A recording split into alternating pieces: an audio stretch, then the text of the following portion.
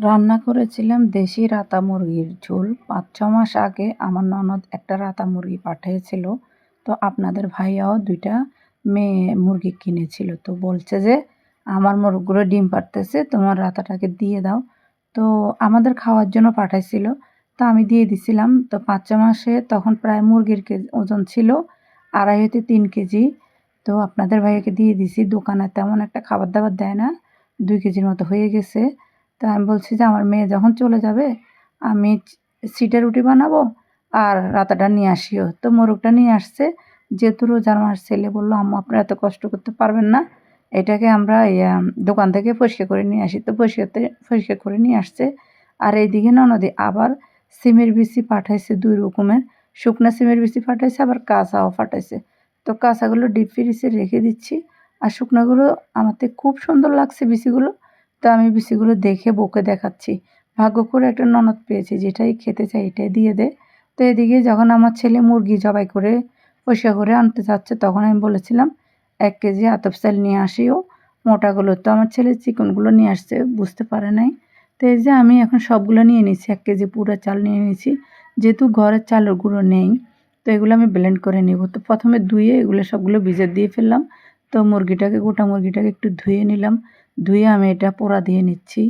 তো উল্টে-পাল্টে পোড়া দিচ্ছি আর বউর সাথে দুষ্টামি করতেছি। যখন পোড়া দিচ্ছি, আমার মিজানের বউ নাকে কাপড় দিয়ে রাখছে। মানে ওর থেকে ঘ্রাণটা ভালো লাগতেছে না। তো দুষ্টামি করতেছি, "খাবি কীভাবে? যেহেতু পোড়া গন্ধ সহ্য করতে পারিস না, খাবি কীভাবে?" তারপরে আমি কুটতে চাইছি, আমার মেয়ে বলতেছে, "আম্মু আপনি বেশি বড় করে ফেলেন, দেন আমি কুটে দিই।" তো আমি আরও খুশি হয়ে গেছি, "ঠিক আছে তুই কুট।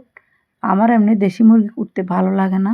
অনেক কষ্ট লাগে, অনেক শক্তি।" এই যে আমার মেয়ে কুটতেছে। তা আমি কিন্তু সামনে বসে, বসে একটু ভিডিও নিচ্ছি। আর বলতেছি যে, "আম্মু এভাবে কাইটে তারপর বটকি দিয়ে নিচে ফেলে কোপ দাও।" তারপর এদিকে আমাদের বাবু তো অনেক কান্না করতেছে। কি বলবো আর, ও চিল্লাচ্ছে। তারপরে তাড়াহুড়া করে আমার মেয়েটা কেটে দিল। এই দেশি মুরগি কাটতে এত শক্ত, এত ভয় লাগে। তার এদিকে আমি সিটা রুটির জন্য আর মাংসের জন্য ২ দিকেই আদা, রসুন, পেঁয়াজ বেরেস্তা করে নেব, মানে ব্লেন্ড করে নেব, রেডি করে নিয়েছি। তো আগে ভাবলাম দেশি মুরগি যেহেতু গরুর মাংসের মতো ২ ঘন্টা রোস্ট করতে হবে। তা আগে আমি মাংসটা বসাই দিচ্ছি। তো এটা যখন বসাচ্ছি তখন কারেন্টটা চলে গেছে। কারেন্ট যাওয়াতে আমি মাংসটা বসায় দিয়েছি, গোসল করেছি, তারপরেও কারেন্টটা আসতেছে না। তারপর আমি এই যে মুরগির মাংসগুলো আগে হাতে মেখে বসায় দিব। তো এখানে প্রায় ২ কেজি মাংস আমি সবগুলো নিয়ে নিয়েছি। যেহেতু আজকে আমরা রুটি বানাবো, সিটা রুটি বানাবো, আবার চিতই পিঠা বানাবো। আমার ছেলে বলছে, "আম্মু আপনি খোলা জালি বানাবেন।" ও সরি, চিতই না, খোলা জালি। আম্মু খোলা জালি বানাবেন, চিতই পিঠা আমরা সিটা রুটি কখনো খাই নাই, আমার ছেলে বলল আর কি। তো এই কথা বললেন, ঠিক আছে ২ রকমই আমি ব্লেন্ড করে বানাই নেব। তারপরে এই যে সব কিছু দিয়ে হাতে মেখে সুন্দর করে মেখে নিচ্ছি। এভাবে মেখে বসাইতেও আমার থেকে খুব ভালো লাগে। আবার আমি ২ ভাবে বসাইতেও খুব ভালো লাগে। কোনোটাই আমার টেস্ট খারাপ না। তো এই যে ভালো করে মেখে চুকে নিলাম। আর এদিকে পেঁয়াজ আর তেল চুলায় বসিয়ে দিয়েছি। আর যখনই কিছু একটা করতে যাব রে ভাই, চুলার আগুন এত কম ওঠে, আমি বাংলা চুলাগুলো ফেলে দিয়েছি, মানে উঠিয়ে রাখছি, অটো নিয়ে আসছি। এখন অটো একই অবস্থা, জ্বলতে চায় না একদম, মানে কম আগুন, কম জ্বলে। তারপরে এই যে পেঁয়াজটা একটু নরম করে নিয়েছি, গরম মশলাও দিয়ে দিয়েছি। দিয়ে তারপরে এই যে মাংসগুলো দিয়ে দিলাম। তো থালিটা ধুয়ে আমি মশলার পানিগুলো দিয়ে দিব। এই যে সুন্দর করে কাঁচাইও দিলাম, আবার একটু ধুয়ে দিব। এই যে দিয়ে দিলাম, দিয়ে সুন্দর করে নেড়ে চেড়ে দিয়ে আমি গোসল করতে চলে যাব। আমার প্রায় 3:30 বেজে গেছে। তারপরে এটা জোশ হইতে হইতে প্রায় একদম 2 ঘন্টা জোশ করছি আমি।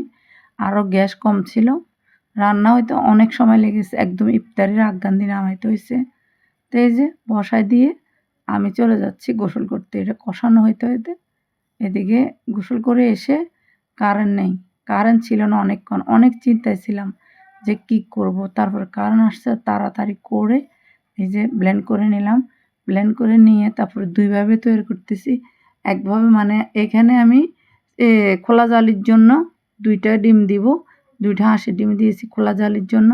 আর যেটা আমি সিটা রুটি বানাবো ওইটার ভিতরে আমি একটা ডিম দিয়েছি, সাথে দিয়েছি আদা বাটা, রসুন বাটা, পেঁয়াজ বাটা, একটু তেল দিয়ে সুন্দর করে মেখে নিয়েছি। তো প্রথমে আমি খোলা জ্বালিয়ে শুরু করলাম, কোনোটাই হচ্ছে না, চুলার আগুন একদম নেই, কোনো রকম জ্বালিয়ে হচ্ছে না। তো যাই হোক কয়েকটা তাড়াহুড়ো করে বানাচ্ছি, যেহেতু আমি আজকে কোনো ইফতার বানাইনি, আমার অনেক চিন্তিত। এদিকে মেয়ে আছে, মেয়ের জামাই আছে, সবাই খাবে, সবাই তো অনেক ক্ষুধার্ত যেহেতু রোজার মাস। তারপরে কিছু খোলা জালি বানাই, আবার আমি সিটা রুটিও কিছু বানাই নিছি তাড়াতাড়ি। তারপরে একটা চুলা বন্ধ করে দিয়ে আবার একটু ভালো করে বলক উঠে নিলাম। তারপরে যে এইদিকে একদম ইফতারির সময় হয়ে গেছে, সবাই অপেক্ষা আছে, 5 মিনিট সময় আছে। আমার মেয়ে বলতেছে আম্মু একটু ভালো করে বলক উঠাই দেন, না হলে পানসা পানসা লাগবে, যেহেতু চুলাগুলো ভালো করে জ্বলে নাই।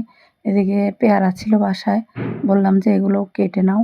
আমরা আবার চনা পেঁয়াজও খাওয়ার অভ্যাস, তো পুরা রোজার মাস আমরা খাই, একদিন যদি না হয় আমাদের একদম ভালো লাগে না।